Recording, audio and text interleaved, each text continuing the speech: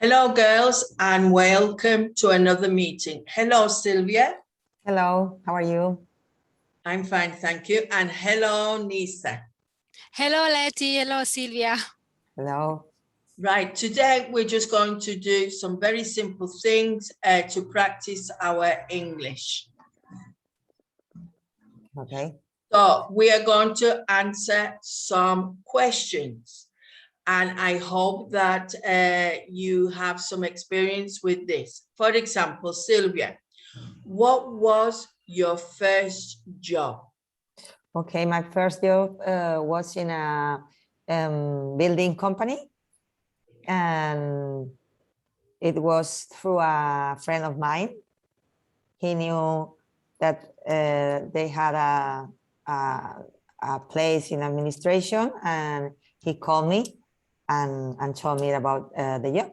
So that's Right, so you've I got answered it. the two together. So your first job was in administration in a construction company or a building company, and you got this job through a friend. Yes. And how old were you when you started working? Oof, I don't know, 20 something. I don't remember. Right, okay. So I don't remember. And were you single then or married? I was single. I have my Right, so boyfriend. you were single. I was right. single. And not because sometimes people get married and then later on in life is when they look for a job. No, So no. that was your very first job. And you, Yes. Nisa? So when I finished my school, I opened my lab as an artist. So I went around to paint in a house of the people, and in my lab I sell. I sold. Yes, I sold painting or pictures. So when you say you went to people's houses, what did you do? You drew portraits of people? No, murales. Murales. Oh, I Yeah. love them. In I on have the one wall. in my bedroom. Yeah. Very simple. It's in black, but Okay. it's a drawing on the wall. So I think you can call it that. And Yeah, your yeah. friend Sylvia Coco drew it for me Ah, okay. because it's got butterflies. Ah, butterflies. Nice. Right? So he is her friend is a good artist, but he has taught himself, I think, no? He hasn't gone to a school or anything like that, Coco, no? He hasn't been anywhere. It's just in his body. He's Yes. very artistic, and when he wants to draw something, he can. That's what I've seen. So, excuse me, Nisa, you finished school and you open your own studio. Yeah. Where you try to sell your work, either drawing on the wall, which is mural, I think you pronounce it, or portraits or anything related to art. To art, yeah. So nobody really got you that job. You just opened your own business, no? Yes, my business. And what was very was amazing. It was amazing because I was very young, but full of energy and passion. So and creativity. Sylvia, yeah. I have seen a drawing done by Nisa. I haven't got it here with me to show you, and they're very good. Okay. It's a drawing of her dog and her child, and it's in it looks like pencil. Is it like pencil or something like that? Yes, pencil. And it's very good. Not because she's my friend and she is here. Thank you. Otherwise, I wouldn't mention it. Thank you. I wouldn't mention if it wasn't, but it is. Now, my first job was when I was, I don't know exactly, about 12, right? About 12. And I worked in a hairdresser's, washing hair. Okay. Oh. And Just it was washing what we call a Saturday job. A Uh-huh. Saturday job when you're not at school and they give you an amount of money, and I learned how to wash people's hair, which is not as easy as it sounds. You have to wash it correctly, otherwise the hairdresser cannot do what she wants with the hair. And also you have to give like a massage to the person you're doing it. So you have to wash it correctly, rinse it correctly, and it took me a month or so to learn. And then I used to tidy up the hair salon, wash people's hair, make them feel welcome, and make tea, because we make a lot of tea in it. So I had this Saturday job, and that was my very first job. I know you were thinking more of an official job, and I used to earn pocket money. And I think it was about £5 or something like that, silly. Right then, Claudia, welcome to Hello. our Hello. meeting. Hello, Claudia. Hello, Claudia. Now, unmute your microphone, Claudia, and you can answer the first question as well.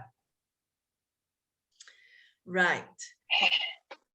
Here we go. Hello. Hello. I'm finally here through my we cell had phone. problems. Yes. So we're answering this question, Claudia. What was your very first job and how did you get it? My first job was I was working as a secretary. I was 17 and I was very, very young in my job, and I didn't have any experience there.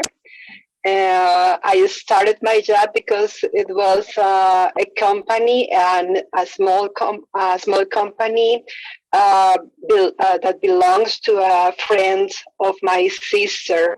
So that was my first job, and it was wow. A little difficult for me because I wasn't prepared enough. Right. So there's an expression in English that says it was an eye-opener. So an eye-opener means that you were so surprised and you didn't know what was going on, no? So you learned a lot of things because you were young and naive, and this was an eye-opener of what the world would be like in the future. Now, here's two jobs that you have got through friends. Sylvia got her job through someone she knows, and Claudia. I think there's another expression, I don't know if it's in Spanish or in English, but they say it's not what you know, but who you know. Yes. So sometimes I get my languages mixed up and I can't remember which one it is originally, but I have heard that. It's not what you know, but who you know. So in this case, this was it. Right, the next question. What is the longest time you have spent in one company or in one job? Sylvia. Around 7 years, more or less, because when I was mom, I used to work only in the morning. I worked half time because of my baby. So the children. So I know I think about 6 or 7 years, because it's difficult to find a job half time job. Yes, so it's difficult for you to have a job and combine your family life. So that is a problem for a lot of women. Yes. And Nisa, the same question. Okay. Yes, it was more or less 15 years ago when I worked in a company here in a jewelry field. In a company, I worked 7 years, 8. Right. Yes. Okay. And does that mean then you changed to a different company? Yes. Yes. The same profession, but to a different place. Yes. Right. Yeah, okay. Yes. Sometimes people change job completely. No, it depends. But you stayed in the same kind of job, but you changed the place. The place. Yes. Perfect. Right. And Claudia, how long was the longest job you had? The longest time I spent at the company was 10 years. I was working for a telecommunications company here in my country during 10 years. I think that is the longest time.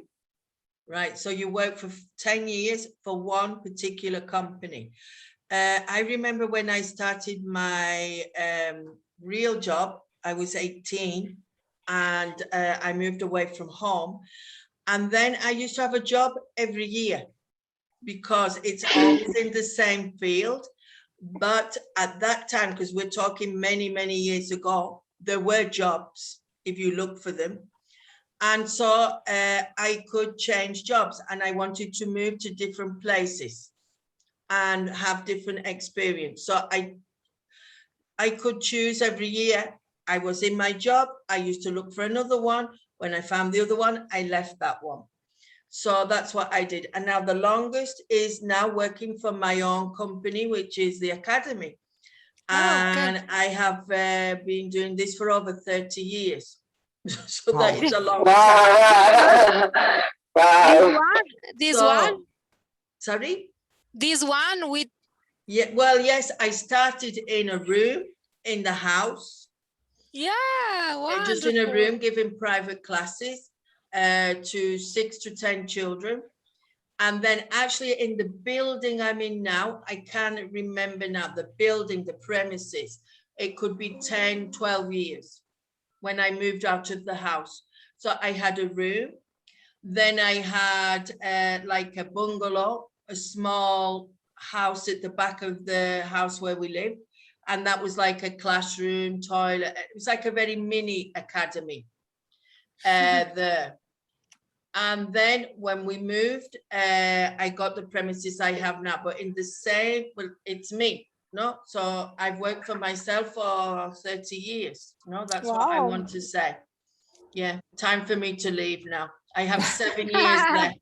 I have 7 years officially left to do. Let's see if I can do the 7 years. I don't know. Right, Sylvia, who is the hardest working person you know? And what kind of job do they do? Now, I don't know how to answer this one, so I will leave it to you first. Okay, I think my dad, maybe my dad, he has his own company and he started with a small shop with my grandmother, and after that he was working really hard and he had a big supermarket and other other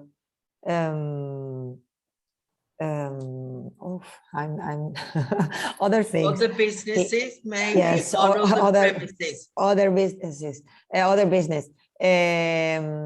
He started with a little shop and he was improving himself. Yeah, so he became more successful. Yes. And he got bigger and better. So that was your father. Yes. And you, Nisa?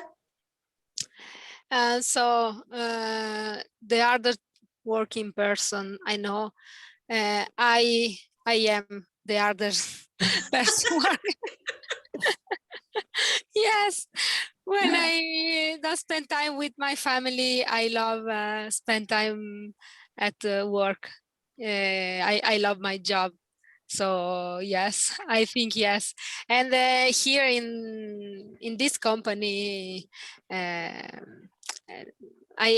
know a lot of people that love their job and spend a lot of time all day, Saturday all day, sometimes Sunday morning working. Well, I was thinking when you were answering this, who is the hardest worker? I laughed when you said me, but then I thought, well, with your job that you do with jewelry in the morning and in some afternoons, and then when you go home, all these chores that you're doing and cooking and one thing or another, I thought it was a combination of the two, your family life and your professional life. Impossible. Because Nisa does things I wouldn't do anymore. I did them for 20 years, but I wouldn't do them anymore. Because sometimes we are a slave to the house in the sense that the amount of things we have to do. Yes. And you, Claudia, who is the hardest working person you know? I think the hardest working person is my father and also my mother. They were hardest working person. They work very hard. They work hard because they had many children, as you know. And yeah, because of that, my dad started his own business. And at those time, it was very, very difficult to start a business for him. And he was a technician, and he was a creative person, and like an inventor, and he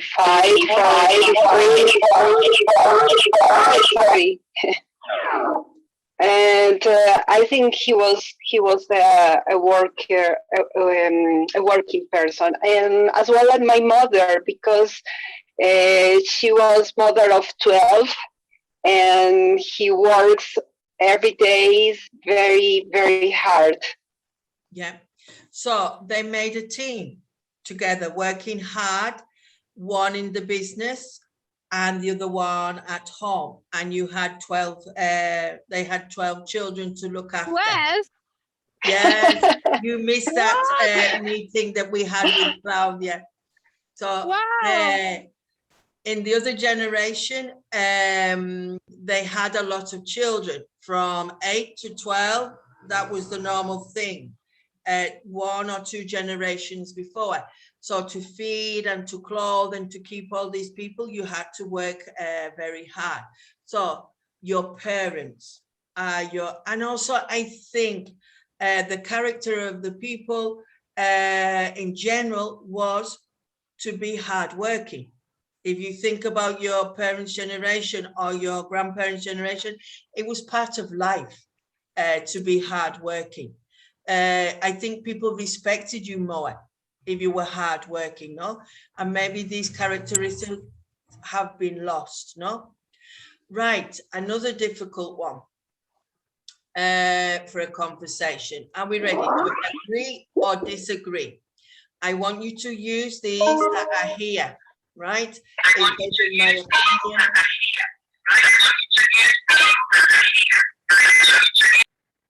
right, in my opinion, in my view. So I would like you to use one of these sentences to begin your conversation. And Okay.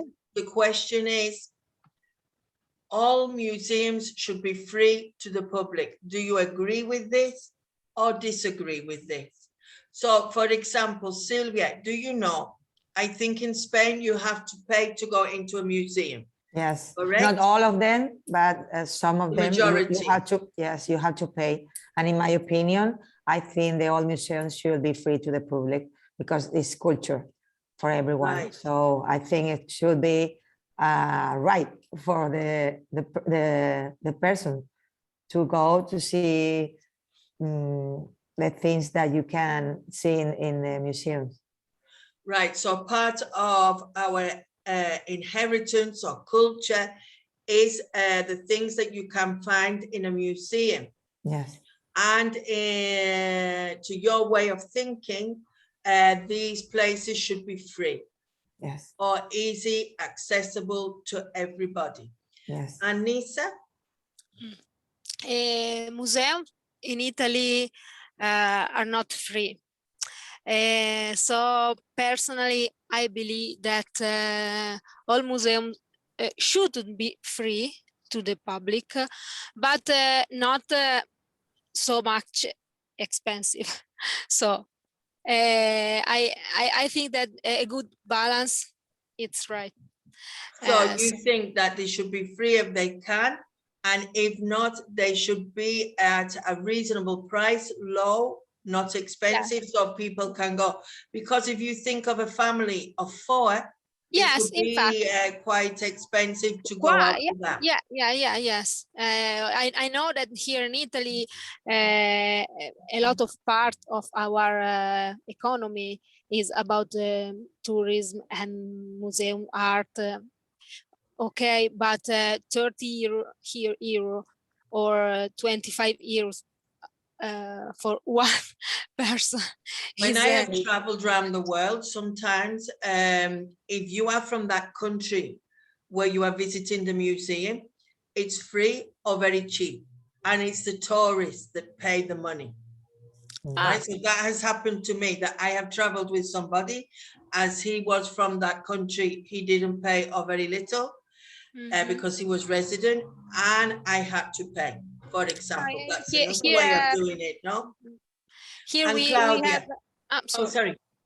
No, we have some days during the years that the museums is free or very cheap, but I love go to the art museum or gallery, but expensive. We are only 3, but so yes, it starts to add up because it's just not the entrance, it's a lot more things.